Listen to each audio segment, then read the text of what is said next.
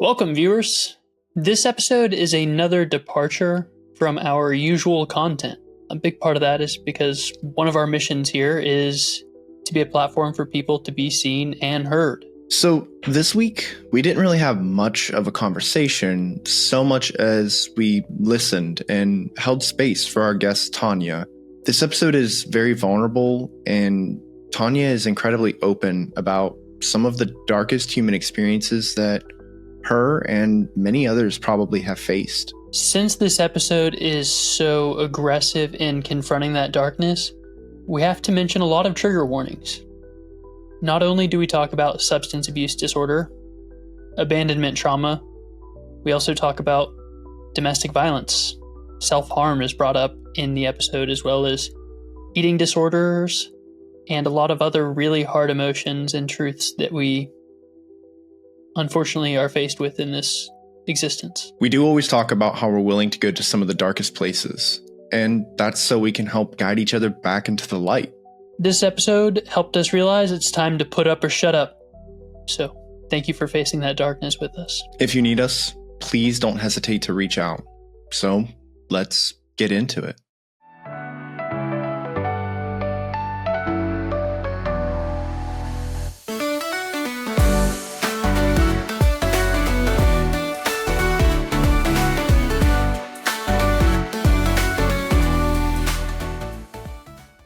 Today, we're joined by Tonya Harris, a friend who's been deeply affected by the opioid epidemic. Tanya has a master's in addiction studies and has been working as a therapist for the past 2 years, helping those who have found themselves in some of the darkest moments of their life. Tanya, welcome to the show. Thanks for having me. Yeah, it's a pleasure to meet you, Tanya. Thank you very much for being the here. infamous Tim or the Torius, I don't know which. Hopefully just, Tim. I'll take that one. There's some who call me Tim. So, Tim, to introduce you to, I know Tanya from the Quan, where we came up studying martial arts and finding out how to better ourselves. So, Tanya, do you kind of want to get into our topic today? Sure. So, I don't know, I guess you knew me, I joined the Quan, I guess, when I was 30 years old. So I was doing just, I guess, random jobs. I worked at Walmart for 10 years, I think, but I known you. And then I started school and the criminal justice program and started getting involved with crime scene work. And I really enjoyed that. But corrections really wasn't my thing, and the sheriff's department and the Parkersburg Police Department, they do their own work, so I didn't want to work for any of those. I knew that, so I went into corrections. I guess that's when the story really starts, but let's backtrack a little bit, I guess. When I look back now on my life, I guess I see how everything played out perfectly. It's funny how, it does that. But I look back and I'm like, every single job I've ever had, everything just laid the foundation for what I'm doing today. And I didn't recognize that at the time. Does anybody? But I guess, I have abandonment issues. Most people do these days. I've abandonment from my father at a young age. He never seemed to want me. He seemed to like his adopted children a lot better than he, did me. And I always thought it was because I reminded me of my mother so much, and he just didn't like it. And then it was a childhood full of, physical, emotional, mental abuse from, kind of both sides. And, growing up with a stepmother since I was 2 years old, my sister, whom we called the pampered princess because she always got by with everything and everybody loved her. And then moving in with my mom to think that the grass is greener on the other side, but I guess it's only fertilized differently. Yeah. And then I had a wonderful stepfather, a father that treated me like his own. But unfortunately, he died when I was 20 years old. And it's like the time that you kind of need your parents, when you're an adult, you don't know how to pave the way. Mhm. So again, abandonment. After Curtis left for the Air Force, I never really understand how deeply it would affect me. I was like, yeah, everybody says empty nest syndrome is going to be bad. I'm going to prepare myself for that. But I don't think you can.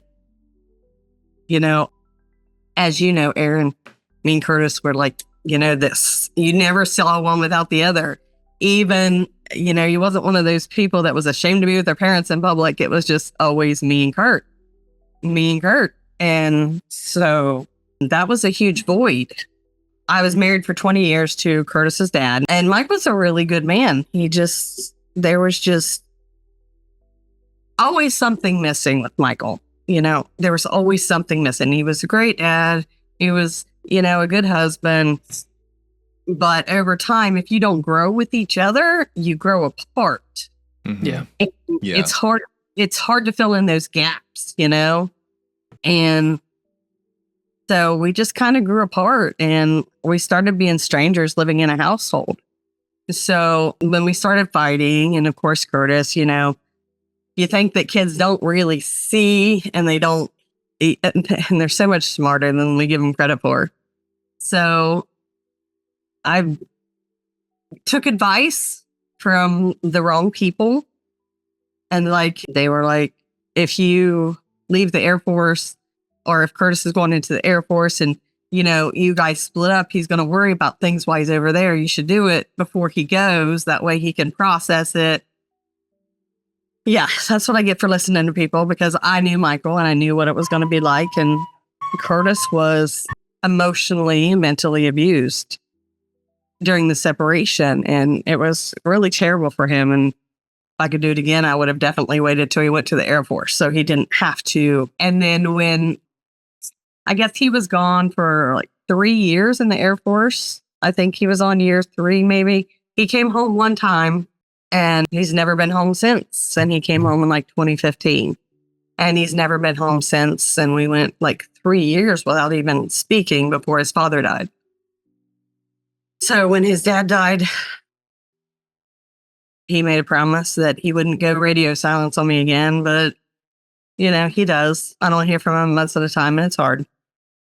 So I feel abandoned, by my kid, and then, men, because my picker's broken, I think. And I just keep on attracting the same emotionally unavailable man as my dad.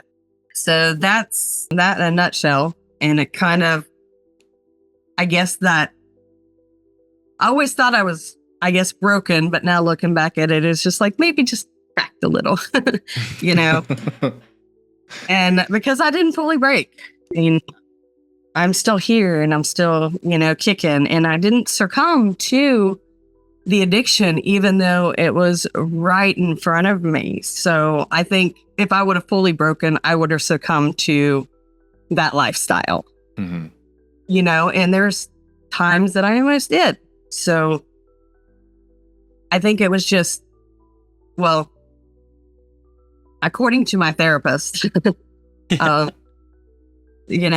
for years I didn't think she was right. She's just filling a void, filling a void of my son. I had to find somebody to take care of to fill that void. I know I'm all over the place because, my brain is just all over the place at the moment. But I can say after, I know you hate filler words, but I'm full of them, so sorry. It's all good. That's my job now. Editing. I think until I get into actually the relationship that started was how I guess I found it. So me and Michael split up, and I met somebody, and I guess I found a connection that I'd never felt before. It's passion, vulnerability, intimacy. And I was like, what is this? This is new, and I like this.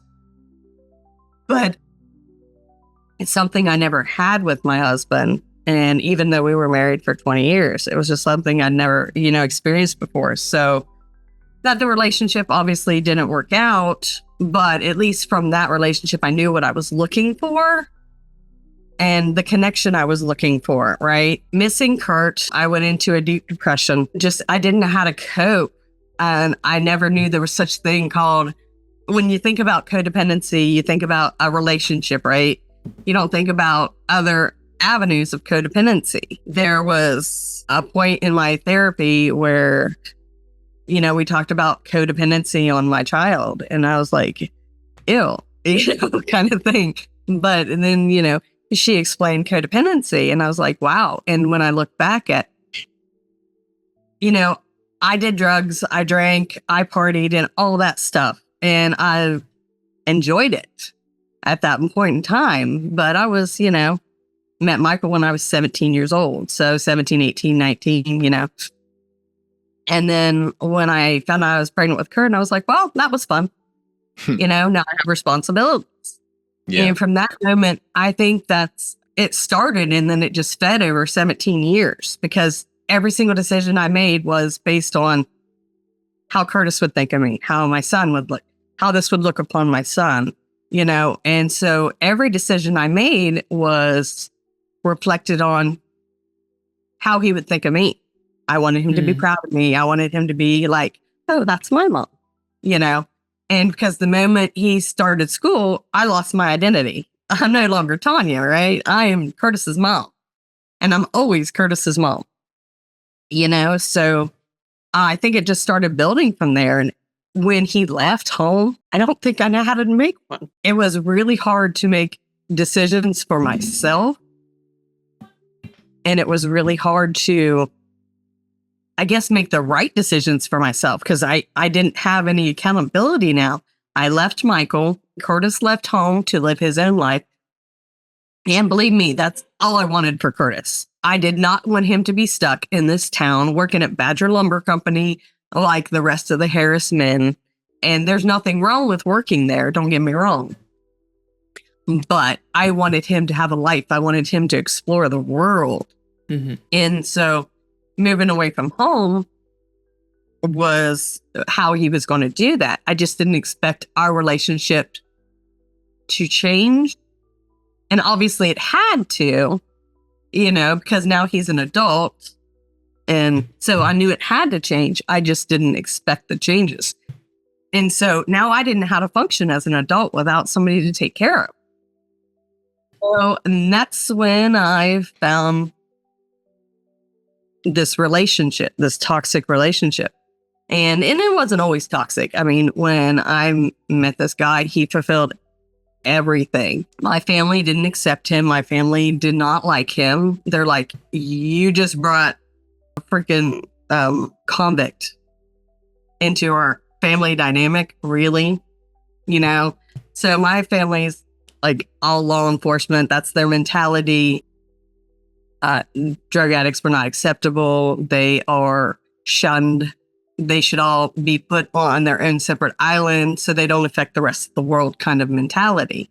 Even my father tells people, what does Tanya do for a living now? Well, she's one of those fake doctors that pretends to help people, but she don't actually do anything but make the world worse by making them think, So my family has this narrow-minded view about addiction and mental health. And so I actually grew up with that myself and believed addiction was a choice. I quit when I had responsibilities. What's wrong with you people kind of mentality. Yeah. And when my mentality started to change, I started veering away from the law enforcement job and mentality because I was starting not to think that way. So I got into this relationship and it was good for a little while. And then he relapsed. I knew little about addiction. I knew very little about that world. So I guess I got an education in 10 years.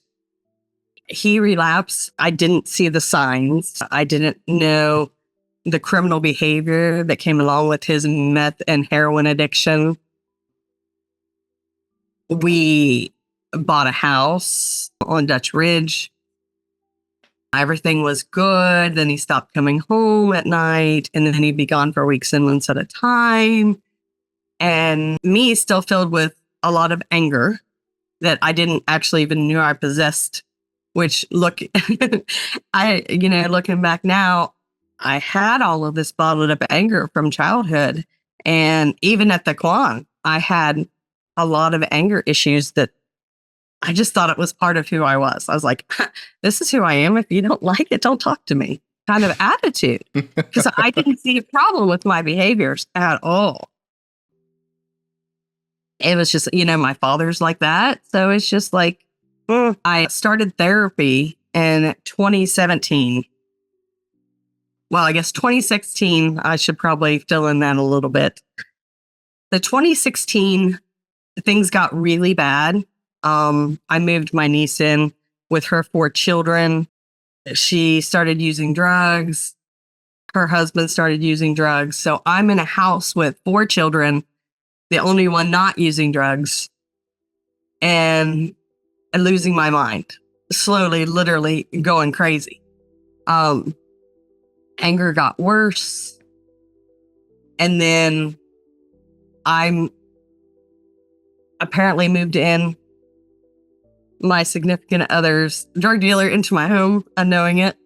And then things got from worse to worse. I was renting this house on lane contract through a good friend of mine. She eventually said, you get all these people out of your house or you're losing this house. Yeah. I had friends in law enforcement where I was part of that world calling me and be like, your house is on the Parkersburg, drug house list. What is going on? What is wrong with you? And I'm like, no, it's not. What's wrong with you? What's wrong with you? Kind of like still in complete denial of what is happening around me. And looking back on it now, I'm like, how can somebody have denial so thick? It's just you believe what you want to believe, So long story short, we lost the house. We decided to move to North Carolina against my family's wishes. So here I am in North Carolina. Things are going to change because geographical changes, right? Of course, yeah, that's how it works. So I packed up everything we owned and, I put a down payment on a house in North Carolina, just me and, him, and things are going to be different. And things were different for and then things weren't so different. And it's just like the same old thing happened again. So at one point, I'd lost my phone, or my cat knocked my phone out of my hand. It broke, right? And nobody had heard from me for a little while. So I have a sheriff show up at my door and says, "Are you Tonya Harris?" And I'm like, "Yes." And he's like, "Can I see some identification?" And I'm like, "What do you want?"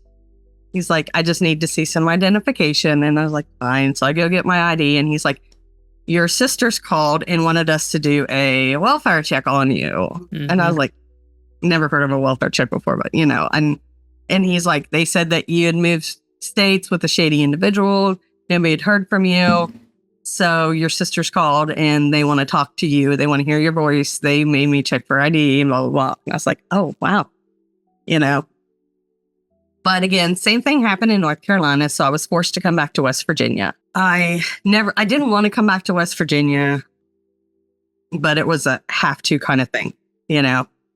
My family is here. I had nobody there. His family I had there, and they welcomed me with open arms. They're like, "You can stay here. You can build a new life," but he's not allowed around. If you, in this relationship, you can stay here, get a job, get back on your feet. And I'm like, no, if you can't accept him, then you can't accept me. Attitude, right? Still not seeing a problem with any of our behaviors. Then moved from North Carolina and come back here. I lived at the Latrobe Street Mission for a few months because my family, I didn't want him up there with his family because they use drugs and he's got to stay away from the drugs because Parkersburg's not filled with drugs, right? Yeah. And I have to bring him to a little town so I can babysit. So my mom wouldn't let him stay there. So my sister wouldn't let, nobody was like, you can, but he can't. So I'm like, fine. So I made myself homeless and lived at the Latrobe Street Mission so we could be together. We were there for 3 weeks and I got a job trying to get back on my feet. I worked at the Family Dollar on 7th Street and walked from the Mission to 7th Street every night and worked. I came back there one night and he never checked in and he left me at the homeless shelter. I'm like, wow, he left me at the homeless shelter. I made myself homeless and now I'm like homeless by myself. So me being the stubborn person I am, I stayed there and I refused to ask my family for help. They couldn't accept my life. They couldn't accept him, so they can't accept me. So I lived there for like 3 months. And then I finally took a deep breath. I called my mom and she says, okay, I'll come and get you. She's like, but how are we going to get along? I was like, it's simple. We don't discuss my relationship. My relationship is none of your business. We don't talk about it. We don't discuss it. And as far as anybody's concerned, it doesn't exist to you. She agreed and let me live with her. I remember one time my phone rang and she's like, really? What business does he have calling here? And I was like, do you pay my phone bill? She's like, no. I said, then is it your business? And she just walks away at this point because there's no reasoning with me at this point. And I recognize now, like my whole life, there was never any reasoning with me. It was my way and my thinking. And if I want your opinion, I'll give it to you. Mm-hmm. And I live my life the whole way. And I still look back on it. It's like, wow, but that's just the way it was. So I lived with my mom for 3 years, still not ending this relationship. He got incarcerated at the end of 2016. I am working to put money on his books, making sure he's not doing without, phone calls. I'm literally doing without so he don't have to do without. He doesn't, and not even comprehending that I lost 2 houses. I've lost 4 cars. I'm doing it literally. So I went through this for years upon years. I didn't know what boundaries were. I didn't have any in my marriage. My husband didn't have any when I was married. I didn't even know the word. And so I didn't set any. In 2017, I started working in treatment for the first time as a behavioral technician, basically a glorified babysitter. I wanted to explore addiction. This is so sad to say. If I become a substance abuse therapist, I can save him and I can fix him. But I have to start at the bottom and I have to do this quickly. Right? Yeah, you needed to understand. Yeah. And so I already had a bachelor's degree. So I started as a behavioral tech and then I did group facilitation, and it was never quite fit because I still didn't understand the world of addiction. I hadn't had enough education, enough pain, enough insight into it yet. So this is just 2017. I met this guy in 2014. He moved in with me in 2015. So this is a progression of me still learning. So I went to case management after that. I enrolled in Capella University because I researched the top colleges and it was the best. And I had to have the best because I had to know. Yeah. And so I didn't pay attention to the costs of the school. It was just number one, and that's all I needed to know. And so I enrolled, and I was like, she's like, well, typically it takes 3 years. And I'm like, I don't have that kind of time. I need to get this done as soon as possible. And so I took 3 classes at a time. I got my master's degree in a year. Holy cannoli. Damn. It was my poor coworkers, because apparently I was a nightmare during that year, dealing with me and working in the stress in grad school. And Shaolin was really my only outlet, but I stopped going. So, as you know, Tim, as you know, there is a certain bond that comes with that school, right? Yeah, definitely. And it's growing up through the ranks, because you literally, I mean, are growing up with these people, no matter what your age what your age is, right? And I love the people that go to the school now, but you form a bond when you're practicing side by side in the same rank and testing together and all this stuff. There is that bond it's an unbreakable bond. Anybody would call at a moment's notice. You're from the school, your family, and you'll drop whatever you need to help them. That's just the way it is. And so that was always my stress outlet. And so I wasn't going. I had no stress outlet in 2016. I tried to introduce this person to the school. It wasn't a good fit. So I tried to immerse him in my world, but he didn't fit in my world in that area, right? So it was something I was doing by myself. So then it was something that I wasn't. So I just kind of stopped going a little bit. And there was that part where the school reminded me of Kurt. You know, we did it as a family. You know, me and Michael and Curtis started first, but in the kids class, but we was a family. And every time I was in that school, sometimes I was just so sad because he wasn't there practicing with me. And so it made it a lot difficult. And, you know, me being me, you know, I kept everything in. But you know how Jason reads people, you know, he is just like that. You don't have to tell him something's wrong. He's like, you know, he just knows because he pays attention, and he's, you know, we kind of grew up in front of him too. So he kind of, we're all like his little children kind of stuff. and so it's just, you know, with no stress management skills, not being able to do anything. But when I started going to therapy, my therapist asked me, she's like, okay, so when was the last time that you felt good about yourself? When was the last time that you felt pride in yourself? Shaolin, right? Blood, sweat, and tears went into every single belt that I ever got. So that builds up your self-esteem and your character and who you are. So anytime that I felt lost, and even throughout these things, I would stop in at the school. You know, sometimes it was months at a time. Sometimes I'd stay for years. Sometimes it was just to go there to feel that safety and security that I was missing. Good. So it's like, no matter how lost I was, you know, the school was there to help me find my way back. So I lost my train of thought of where I was going with that. We were coming up on the culmination of your master's degree. Mm-hmm. Okay. So yeah. Okay. So and then I started going back to Shaolin. So that gave me a little bit of stress management skills. So I'm trying to do all of that.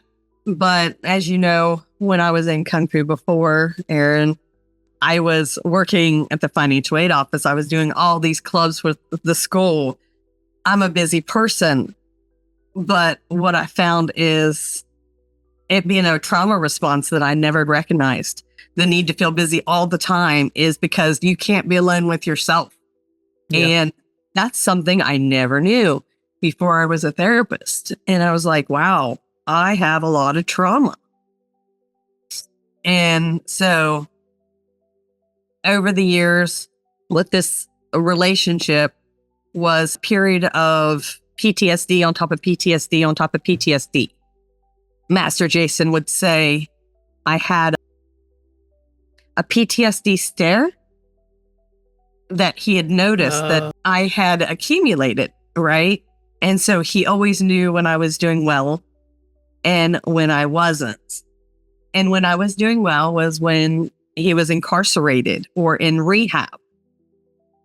And I guess then I would get back to me, and then he would come home and we would do the cycle over again. He would be well for a while, but never for long. And then my PTSD stare would come back, And then it was a cycle of addiction. And the one thing that I can say about this relationship is, for the most part, he never brought his trash home, so to speak. He would leave and he'd be gone for weeks and months at a time. And then when he was ready to, he would come home and I would detox him in my house and I would fill him full of vitamins and milk thistle to get his kidneys and his liver working again, and babysit, eat this, drink this. And then he would get better and then he would take off again. And then he would knock on my door looking like a Halloween decoration. And I'll be like, get in here. You're scaring the neighbors. It's not Halloween. Because he would look like a skeleton. I'd be like, dude, eat a sandwich. Yeah. And I'd be like, I would always let him in because it would break my heart. And I was always like, you go get a shower. I'll make you something to eat. Let's get you better. Fix it. My therapist told me that I found him because I was seeking two things in my life that he fulfilled. One was the lost relationship after my husband. That relationship was something I was looking to find, I guess, a similar relationship or whatever. So that relationship and the need to take care of somebody, she's like, so you found him because he fulfills both of that. He's this relationship that you're looking for, and then the missing aspect of your son, somebody to take care of. And, I was like, it's like two halves of the same person. And because he kind of was, sadly enough, looking back on it now, he was an 18-year-old child and I was taking care of a man-child. And he did have a lot of characteristics and he did have a lot of characteristics sober as the previous relationship. So I was like, wow, this one person is two halves of the other one. And I don't think I truly believed that until a few years ago. That relationship, came back into my life and a friendship level. And I felt that again, that spark in me, it's like the passion, the vulnerability, the safety, the security, I don't really know how to explain it into words, but I just know that, there it is. I've been looking for you. Where have you been? Kind of spark inside of myself. And so now I'm like looking at, this relationship like, wow, this relationship is so toxic.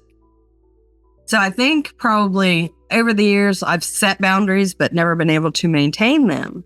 So then learning to maintain the boundaries and be like, no, you can't live here.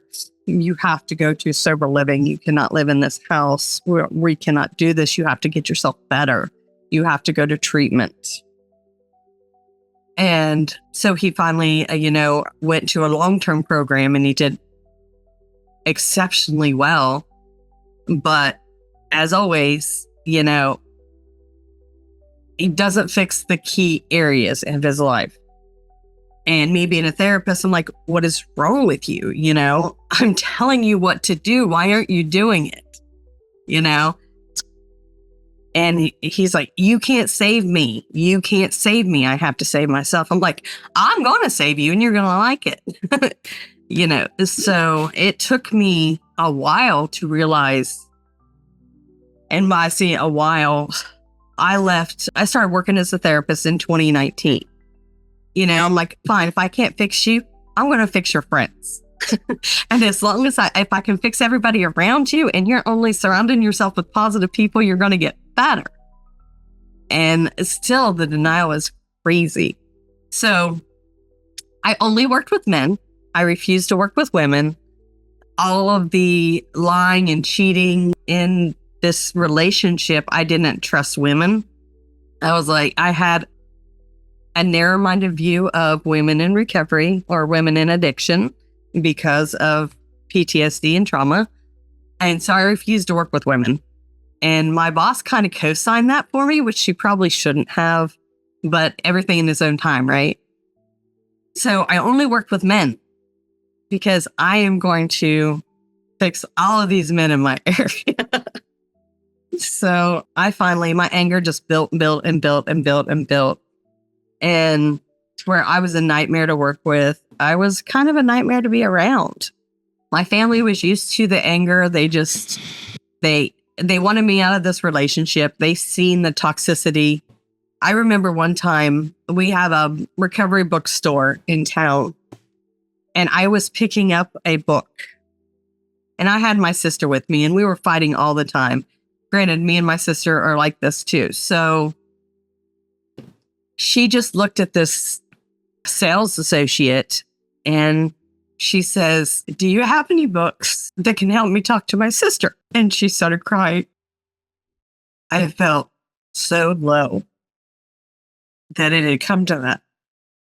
And I dealt with it like I do with anything else. I get angry because as long as I'm angry, I don't have to deal with what I'm really feeling. And so I got angry at her and we got in a big fight. And it's really hurtful, thinking about that day. She was trying to connect with me and I made it all about me, and just got angry and hateful towards her. So still filled with unbelievably angry, I continued to live my life the same way I was living it. One day I got in a really big argument with my boss. She was writing me up. I didn't feel it was fair. I was trying to fix, manage, and control the addict in my life and still thinking that I could do that. And it just wasn't working. So I thought my job was the problem. So I quit. I got a job at an outpatient center. This outpatient center, I changed my life and changed my view on everything. And I didn't see it coming. I was slowly getting better. I was continuing with therapy religiously. Not always taking the advice of my therapist, but I was going. Right. And I had a sponsor. I was doing a 12-step program through Narnon. I was going to meetings, I got manipulated into by my therapist. But I remember my first meeting that I went to, I was like, yeah, no, these people aren't for me. Right. And my therapist said, "So how'd it go?" And I was like, yeah, a bunch of people sitting around the table whining about their husbands and children. No, thank you. I can feel sorry for myself at my own house. Good. And she's like, "That's what you got out of the meeting?" I was like, "What was you expecting?" It's like, okay. So then a couple weeks later, I was in therapy. She had rescheduled it on a different day. And she's like, "What time is it?" And I said, "It's about noon." And she's like, "Oh, good. Walk across the hall with me." And there was an Al-Anon meeting there. And I looked at her and she's like, "Have fun." And she took me in and sat me down, and I remember not being able to articulate a word except for tears. I sat there and I cried the whole hour. I tried to talk, but I couldn't. And these people just came over and hugged me, and they're strangers. I'm like, "Why are you touching me? Who are you?" And if you know anything about the recovery community, they're huggers. They like to hug. And so, it's that loving you until you can love yourself again kind of thing. And I worked my 12 steps and I continued to get better while he continued to stay the same. So now we started to get on different playing fields, right? Because I've been since 2017, slowly getting better, but worse at the same time, So people may or may not know, I was a self-harm child. I was so angry as a child, and I don't know why. I would bite myself and I would pull my hair and I would scream and I would punch things. And I never understood why. It was my release, right? And so in 2016, I started cutting again, got the shit out of, my stomach, when I found out, he was cheating on me. Again, it was my fault, right? That he was cheating on me. I wasn't good enough. I wasn't pretty enough. I wasn't skinny enough. I wasn't smart enough. I didn't do drugs, so he didn't love me as much as he does these other people that he has a connection with. So I started self-harming again in 2016. And then I slowly transitioned that into an eating disorder. And so I was determined to be the perfect person, the perfect weight, the perfect everything to save this relationship because I still thought it was a me issue. Oh. Then I went to this outpatient program and they pretty much let me do my own thing. They were doing peer support at the time and they wanted to expand into outpatient and therapy and IOP, intensive outpatient group therapy. And I would needed to change. So I agreed to help them expand. I think I was working there for 3 weeks when one of my clients looked at me and said, "Is this an all-female IOP?" And I looked around and I was like, oh my gosh, it is. I have all female clients. I don't have a single male client. I don't know how to work with female clients. I don't like females. How am I going to do this? And it was just like a slight panic mode at that point when I realized, oh my, what did I just get myself into? And it's like, recovery homes, like it's separated, they don't like female and male. They don't like co-eds. They want them to work on themselves individually. Mm-hmm. So in this 2 years at this outpatient program, I grew so much and I learned so much about myself and my anger, and I had boundaries, and I learned so much about me, and I started to feel like me again. And not only me, but a whole new version of me that I've never met before. I didn't know this person, but I really liked her.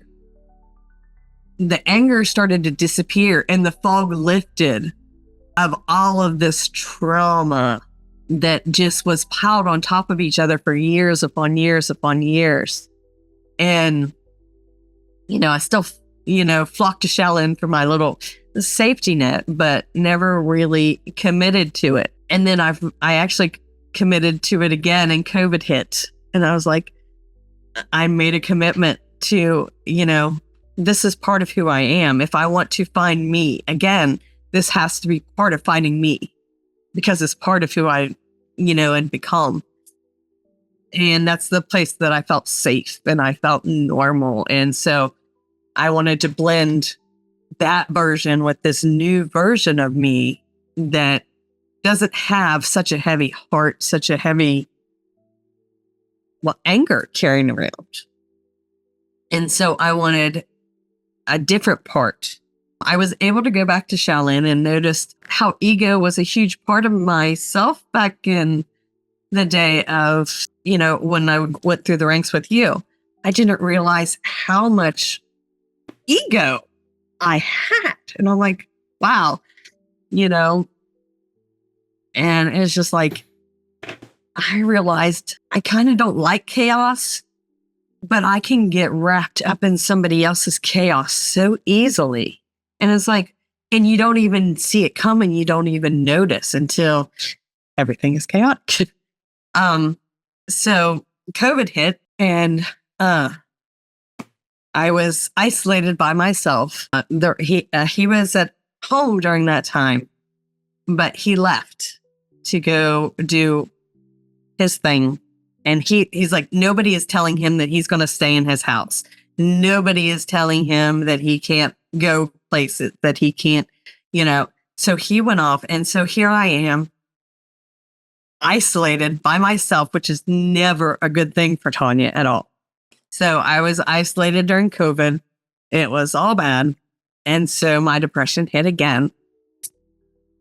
Granted, I'd taken meds here and there, but my son said to me one time when he was younger, and it kind of stuck with me, was you shouldn't have to take a medication to manage yourself. And he was, and it just always stuck with me, you know? So me still trying to, I guess, live by me and my son didn't have a connection at this point. We hadn't been talking. So I guess I kind of felt like it was, I don't know, wrong to take a medication. So it just, I don't know, that statement has always stuck with me. So I never really took them consistently, thinking that I'm an adult. I should be able to manage my mental health, you know, and not really, even as a therapist, I studied the brain and addiction religiously, because how was I going to fix my significant other if I didn't know how his brain, right? So I really studied brain and addiction, the nervous system, and how addiction affects it, how the brain is changed. And even through all of this, I never thought about fixing myself because I wasn't my priority at the moment. So getting back to the outpatient program, I worked there for 2 years. We started having a difference of opinion. The company was going a direction that I didn't want to go. Our beliefs started to crash. And so I went back to my previous job at Harmony Ridge Recovery Center. So my boss and I had a meeting, and she was like, so you want to come back? And I was like, yeah, I know we didn't leave on a good note. I said, I have grown a lot in the last 2 years, and I would like to bring that growth back to this company and start from the beginning. You know, so now I work with both male and female, you know, clients. I don't have a preference, you know, anybody that needs me. I now have the belief that people cross my path for a reason. You know, everybody that is in that office is there for a reason. And I just need to help them the best I can to understand themselves and their addiction. Going to my modality as a therapist, I use a bunch of different ones, but me still having a stern personality, I don't have any tolerance for, I'm not there to co-sign any of your stuff. You have been co-signed your whole life and you've ended up here. So we don't have time for that. You're in a 30-day program, and I want you to know by the time you leave here why you use. Not why I think you use, but why you use. You know, most people, you know, come in there, they're like, it's like, why do you use? They're like, because I like to get high. And I'm like, yeah, try again. And this is how I talk to my friends. That's not the reason. But we have 30 days to figure that out. So it's fine, you know, but over the next 30 days, we're going to dig through some stuff and we're going to figure that out together, you know, because if you want to change your life, you need to know why you do what you do. You need to know what caused it and how to fix it and move forward with your life to get better. You know, so, and a lot of times, and they'll be like, you know, by the time they leave, most of the time, they know the answer to that because I dig deep. And I'm like, and very rarely, sometimes they leave, but I'll tell them when I first meet them, if I'm not the therapist for you, please find another one. This is your treatment. This is for you. I am here for you. But let me tell you, I am not going to co-sign anything. If we're going to dig deep. And if you're not comfortable with that, you need to let me know, you know, right now, because I will never tell you what you want to hear. I will tell you what you need to hear every single day. And they're either good with that or they're not. Yeah. Sometimes they're not good with that, but they're like, okay. And then I'll point out things. And, you know, I had a client tell me one time, he's like, it's your job to save me from and I was like, no, it's not. I said, it's my job to help you sort through all of this stuff emotionally, mentally, so you can physically stay sober. If you don't know emotional sobriety, you will never know physical sobriety. You need to understand that emotional aspect. So that's why I use emotionally focused therapy a lot, because They don't know how to deal with emotions. That's why they cover up things. And going back to the anger part, I can recognize that because of my experience with anger. My life was full of anger, and anger's about pain that you're not dealing with. Anger is our easiest go-to emotion. It's easier to be angry about something than it is to deal with the problem at hand. Mm-hmm. And so I will, help them deal with their emotions, and I will point out this emotion, and we will just really go through it step by step and dissecting their emotional state so they can start feeling their feelings again and start not. I was like, if you do not create a life that you don't want to run away from, you will never stay sober. You have to love yourself enough not to get high anymore. And if you don't do that, then you're going to keep on running from yourself for the rest of your life. So let's figure out why you use and stop running. Take off those running shoes for a minute and just bear with me, and I'm very good at what I do. I am very confident in my ability now. I'm not trying to fix people. I am just trying to help them shed a little light on their darkness so they can come out of it and into the light. Some of them has never seen the light. Some of them has only seen darkness. And once they understand that there's nothing new to see in the darkness, it will always get darker and darker. They can start to lift themselves out of that darkness and just get a glimpse of the light so they can start fixing themselves. And I have seen the darkness. I got lost in the addiction. And don't get me wrong. I won't say that I never picked up drugs in the 10 years. I haven't done a single drug since 2017, 18, before I was a therapist, when I started working in treatment. So I guess 2017, but 2016 was full of it. But I never succumbed to the hard drugs. I never touched fentanyl or heroin because I was always scared that that's the one thing that I would lose myself over. Mm-hmm. I was tempted so many times. I got the mentality at one point, if you can't beat them, join them, but I self-destructed in other ways.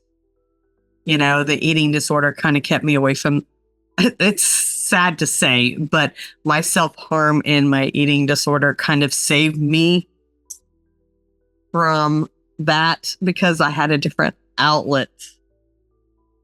I don't know how to explain that really. And it sounds really sick to say that, but I was sick at that time. I was so sick. I was sicker than he ever was. And to look back at it now, I never really grew up with a religion. My family never really taught me religion. Weirdly enough, my mom would use the Bible as punishment when me and my sister did wrong. So I wasn't anti-God. I was anti-Bible, if that makes any sense. I knew that there was something there. I just didn't have a relationship with it.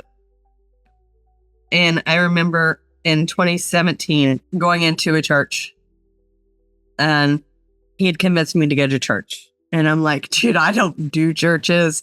I will go with you, but I'll sit in the parking lot. And then he convinced me to go in, and I was like, see, this is crazy. No. And then I walked into this church, and I go to the Cross Church on Market Street. And the first time I walked into this church, I felt what I didn't know how to describe. I'm like, what's that? This place is weird. Yeah. The vibes are off. And then I remember walking into this church just feeling like this weirdness. And I'm like walking around, I'm just looking around, and everybody's just so happy. And I was like, okay, this is so strange, right? But then I kept going. And then it wasn't until I stopped going that I realized I hadn't gone for a few weeks. And then I went again. I was like, oh, there was something missing. And it's like, that's the first time that I realized I needed something else in my life besides therapy and my sponsor. And we always talked about, higher power and stuff like that. But I'm like, yeah, I believe in something. I just don't know what it is. And I didn't have to define it at that time because I didn't feel I needed to. But that's when I realized that this is a whole nother world that I've been missing. And so I started going to church regularly. And I knew that when I walked into this church, I felt the presence of God. And while I was there, and when I left, I took it with me. And I needed that in my daily life. And so I started building a relationship with God and talking to him and praying and like literally. And then looking back even now, I'm like, he's always been there. I didn't have a relationship with him and I didn't talk to him, but I can see dark points in my life where he was there when nobody else was. So I now found the other half, the therapy, my sponsor, and that, relationship with God. And those three things, were healing for me. And that's how I come out of this with a crack. And that's why I say I always thought that I was broken and unfixable. But now I realize that I was hurt and I just needed to heal from all of this trauma. And the abandonment and the anger and everything set me up for this whole lifestyle that I didn't even see coming. Even when we were, doing Kung Fu together, did you ever imagine me as a therapist? No. Oh, I can imagine the look. I wish I would have seen the look on your face. And the day that you found out that I was a therapist, you'd be like, what? You kicked them better?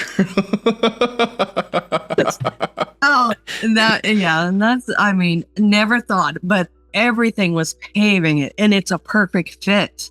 And now that I'm not trying to save people, and I'm just trying to help them figure out their demons and how to figure out what their demons are.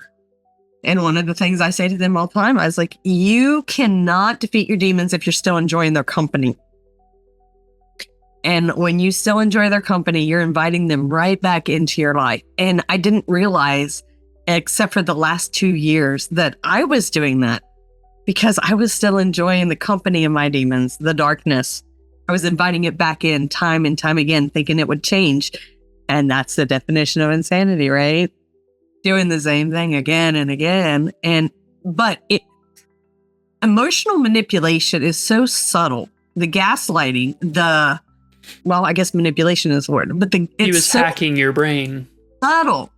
And I don't blame him for a lot of it because he was sick, too, right? I do think that he loved me the best way that he knew how.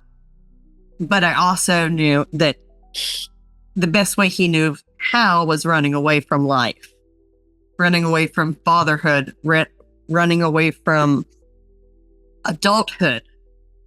He was incarcerated since the time he was 18 years old. He doesn't know how to live in this world. Jeez. And he would get out and he would do good, and then life would hit him and he would get overwhelmed, and he did not know how to deal with that. And he would run because that's all he knew. And I was his safety net. When things got, when it got too bad out there, he could always come back to me. And I was the safety net. And I just eventually, the net broke and I had to be my own safety net. And that was the hardest part. Walking away and thinking we could be friends, because I don't want to abandon you. I've been abandoned all my life. I don't want to abandon you. I want to be here and I want to be your friend and I want to, be your confidant. And I guess that's not possible either. So we went our separate ways. I hope it didn't cost me the relationship with my son. I know that when I first met him, my family did not agree with him. And Curtis said, Mom, they can't really tell you who to be in a relationship with. If you're happy, everybody else should be happy for you. I'm like, oh, okay. Well, then Kurt's okay with it. It's fine, right? Again, looking for permission to be an adult. And I remember it was Easter and it was 2016 still. Like I said, that was a whole year. I was on the phone with him and I was on the phone with Kurt. And he's talking to me and Kurt's talking to me. And Kurt's like, heard him talking to me really badly. He's like, I'm on my way. And I was like, no, dude, don't do that.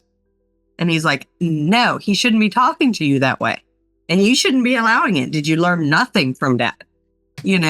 And so Curtis seeing the same cycle, I can't even imagine what he felt in that moment because he was ready to leave, come here on the weekend and still be at work. And he was like, I'll still be at work on Monday morning. It'll be fine. And I'm like, no. And then he's like, I dare him to come down here. I said, I dare you to touch my son because you're not even ready for that wrath. I remember dealing with things with my fists. This was a really part of me that I'm not proud of at all. I was being hurt emotionally and mentally. And the only thing I knew how to do was hurt him physically. So he'd be gone for months at a time and he would come home and I would just lay into him, not eating or drinking and having your kidney and liver failing on you and getting punched in the kidneys and liver probably didn't feel good. But it was the only way I could hurt him back. It was the only way that he could feel some kind of pain that I was feeling. And it turned me into somebody I didn't even recognize. I was physically abusive. And I've always been angry. Don't get me wrong. But in a relationship, physically abusive, I was just, wow. I could go on and on and on, but we don't have that kind of time. But it just changed me in every aspect, emotionally, mentally, and physically. And so being a therapist, I got, I guess, a sympathy bone when I'd see him crawled up on the floor in a fetal position, begging to die because he had run out and relapsed. He had had a year and he went out and relapsed. And he would hate himself so much. And when people look at addicts, they see menace to society. They see criminals. They see worthlessness. When I see addicts, I see pain. I see the brokenness in their eyes. I see their soul stolen by this drug and this disease. And I tell people, I was like, what void are you filling? What void are you filling? And they're like, sometimes they don't know. And the bottom line is, I like them to figure things out by themselves. That's the way my therapist was for me, because I would have never listened if I didn't figure it out myself and it wasn't my idea. So I give them, little things so they can dig, And I think, in my, professional opinion, what they're looking for is themselves. That spark. We're all born with this spark inside of us. And addiction, dulls that spark little by little until it's gone completely. And they're just looking for that spark back. And as soon as they get that spark back in recovery, they feel lighter. But life don't care. Life don't care that you're an addict. Life don't care that you have trauma. Life don't care. It's going to beat you down. And if you let it take that light out of your eyes again, it's going to. But you have to fight. And that some learn to fight and some don't. I've seen way too many deaths in this field in the last few years. It's getting worse. And I have learned to protect myself by having those emotional boundaries with my clients that I never had when I first started. It's like their deaths would devastate me and I would be heartbroken. I would be like, what didn't I do? What could I have done different? And again, I always think it's a me problem. And so I learned to put up those emotional boundaries. And I think I'm a hard therapist because when you leave my office in 30 days and you go out here and do the same thing and you die, my conscience is clear because I know I did every single thing in my power to give you the insight you needed to save your own life. And so I go hard because I need to protect myself too. But over the years, especially in the last 3, I've learned more of a balance. I know when to go soft and I know when to go hard. I have learned the balance with each client, sizing them up when they get, do I need to start soft? Do I need to start hard? And then, and I kind of learned to read them better and go off their needs versus my own. I used to treat everybody like the addict in my life. And granted, because of my correctional background, I got the same people. And I didn't understand how I was re-traumatizing myself over and over and over by doing this. I worked in a prison, so I knew the odious lifestyle and the different, gang-related stuff. And because I worked in a prison and could handle myself, I guess that's just the type of clients I got. So I got a bunch of the same types, which I didn't realize was re-traumatizing myself over and over and over again. And it was reinforcing all the PTSD. And it was kind of crazy. So that was a lot. Yes. All right. So a couple things. I want to start off by saying, Tanya, thank you so much for sharing all that with us, because that's a level of vulnerability and openness that I feel a lot of people don't actually have or they can't experience, especially in an environment like this. So thank you so much, because the things you talked about, people can connect that to multiple facets of their life, but dealing with that kind of addiction and that kind of cycle of addiction and cycle of abuse and PTSD, and also the amount of growth you've experienced in the past 7 years to better yourself, lift that blinder, remove yourself from the echo chamber. I mean, all of that is an inspiration. And yeah, it's so raw and so heartbreaking to hear a lot of the stuff that you had to go through. And you really grow through what you go through. Really do. Definitely. And it's such it bothers me that we live in a world where this is the kind of stuff that can happen, especially whenever we're looking at like the drug epidemic that's washing itself over this entire planet. And it's so sad. And yeah, it's very inspirational to hear how you took that and learned how to grow through all of that trauma and become not only a better you, but a person who's able to take everything that they went through and reflect that back into society in a positive manner, rather than just succumbing to addiction yourself or falling into the pitfalls of, just becoming a cog in the wheel of addiction. So I'm just, thank God you found yourself where you're at now instead of the other path. And you mentioned something that I thought was very important. So you talked about how you finally found that third facet in your life whenever you became a regular member of the church. A big thing that Aaron and I have talked about on this show is how people need to figure out how to balance what we consider the 3 main pillars of your life. And, there's people who say that there's a 4th or 5th or 6th or whatever, but Aaron and I like to focus on the 3. So we're really big on mental health, physical health, and spiritual health. And if you have a balance on those 3, you're probably living a pretty good life. You found your mental stability through your therapy. You found a physical form of stability with your sponsor, and you found your spiritual stability through the church.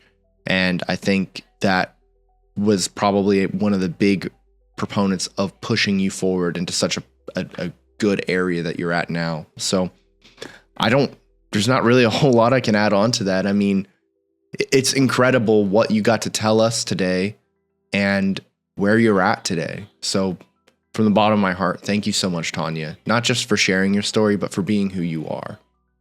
Thank you.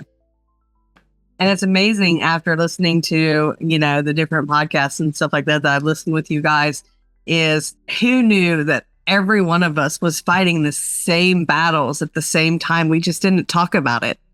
We just, we had that commonality, and maybe that's what bonded us so much, as we're a bunch of dysfunctional people all coming together in this fun way. But listening to, everybody else, I'm like, whoa, I never saw, we truly even see each other. We were connected, but we never knew why we were connected.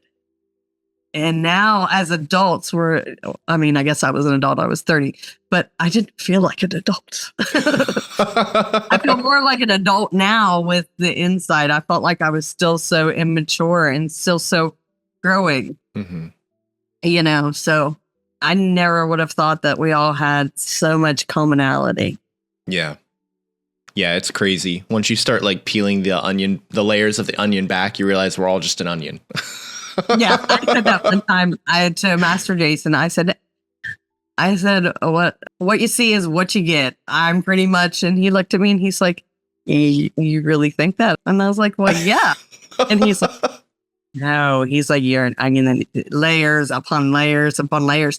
You don't show yourself to anybody. And I'm like, and never really thought of it back then. Even a boss told me one time I had control issues.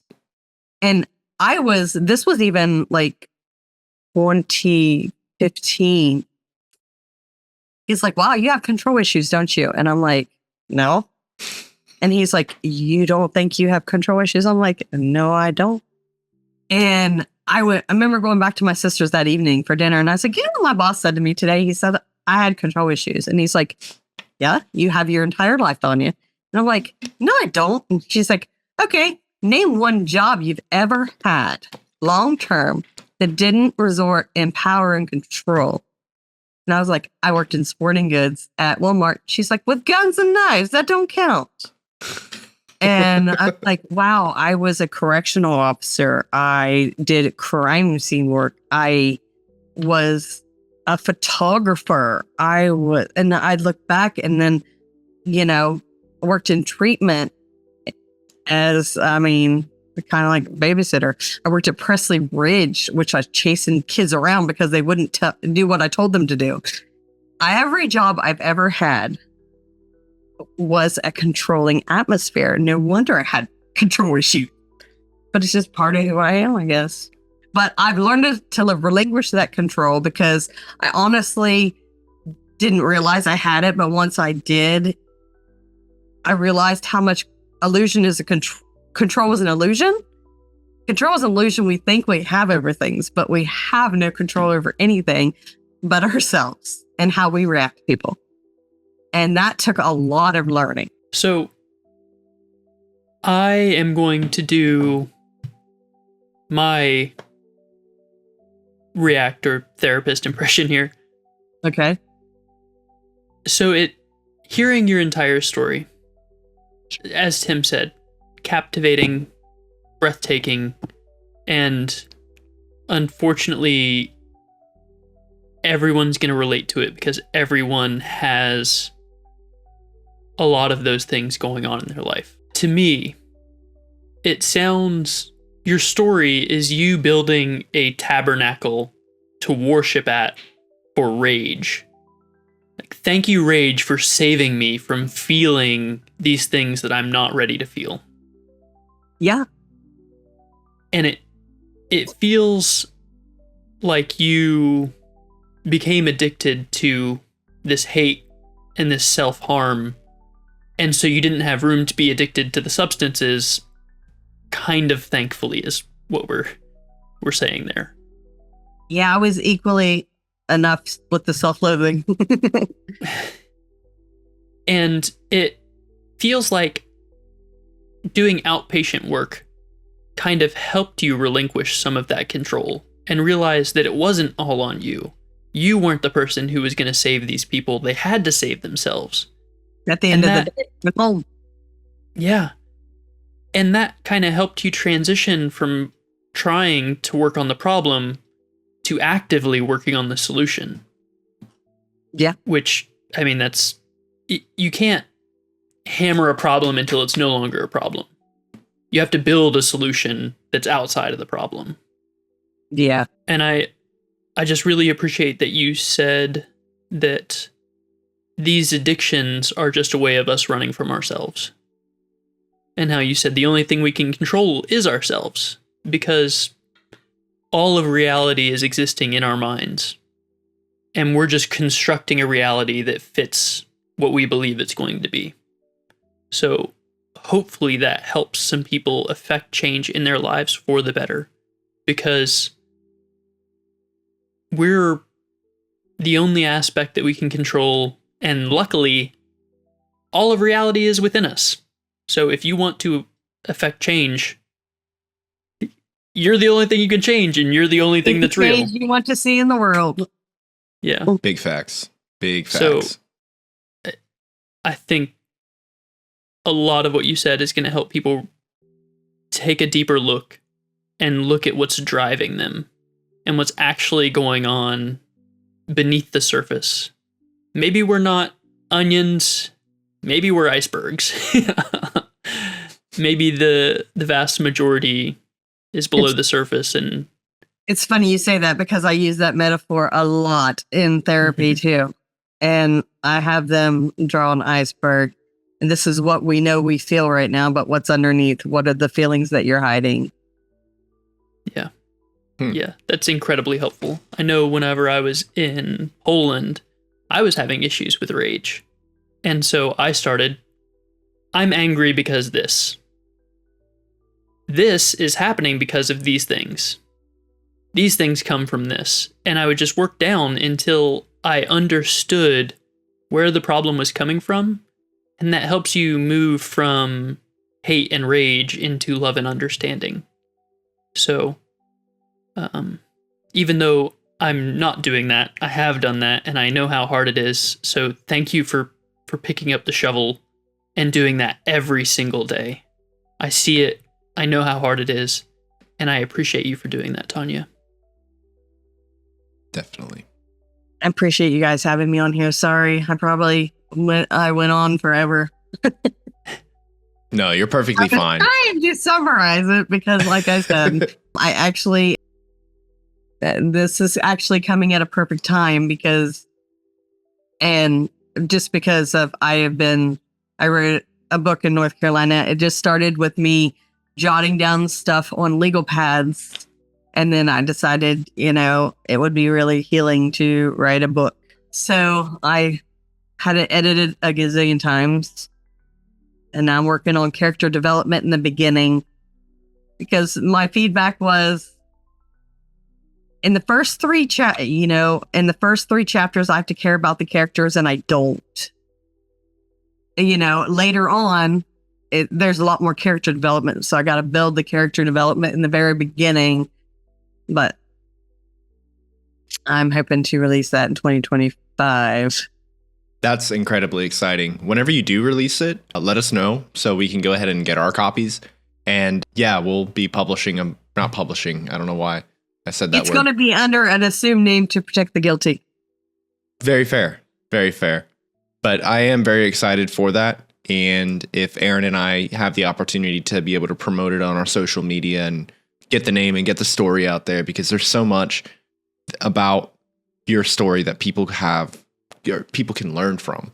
Sorry, yeah. I get stumbled over my words sometimes when I get really excited about something. So, but yeah. And I also, that anger iceberg, that's a great idea. I feel like people should really give that a shot. If you ever find yourself in a situation where you're frustrated, angry, or having some kind of overwhelming emotion, create the iceberg version. Or the volcano, the anger volcano, literally, because the volcano pressures, down. And then when the pressure gets so much, But Aaron, some people, some people do it, internalize their anger, and some people outwardly are angry. I used to be outward angry, and then I turned to internalizing it. And both bad. Aaron, you should draft up an example of both of those and put them on our social media so people can see that. I will do my best. Yes. But we are at the 1.5 hour mark for this episode, Tanya. Sorry. I think, no, you're perfectly fine. I don't mean that as a criticism in any way, shape, or form. But we are going to go ahead and run this ending or the closer for this. So before... Thank you for letting me on the show. Thank you so much for joining us. It was an absolute pleasure. A lot of heartbreak and a lot of motivation and love in your story as well. So I'm really glad to hear that you're in a much better place mentally, physically, spiritually.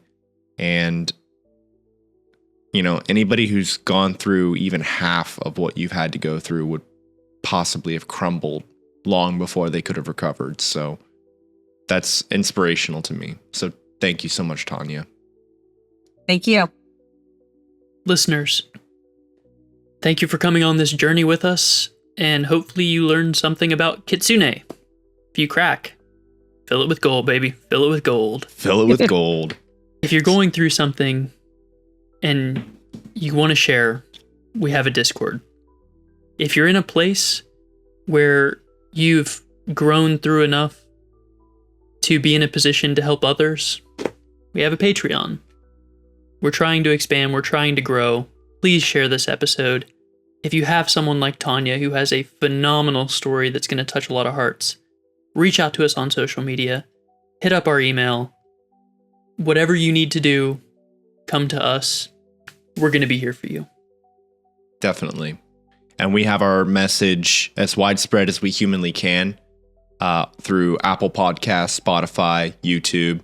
We like to take clips from our videos and put them up on our TikTok and Instagram as well. So this way we can try and, shotgun blast our experience and the stories that we get to have shared with us, with you.